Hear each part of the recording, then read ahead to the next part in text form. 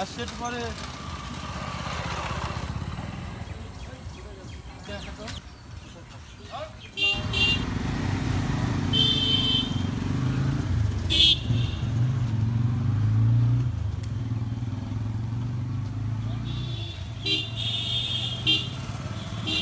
আসসালামু আলাইকুম।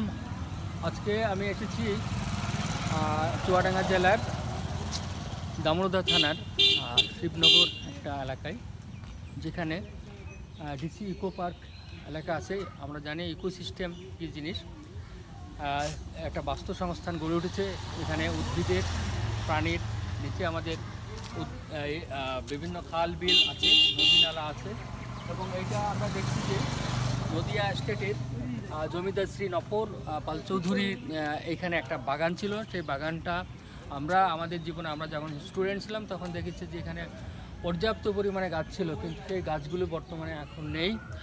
তবুও এখানে ইকোসিস্টেম কীভাবে তৈরি হচ্ছে আমার তবু বোধগম্য নয়।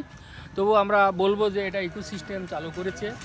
হ্যাঁ, তবু বর্তমান যে প্রশাসক আছে তারা ইকোসিস্টেম চালু করেছে। আমি চাই আরও বৃক্ষে সুশোভিত হোক এই অঞ্চল। ডক্টর মনসুর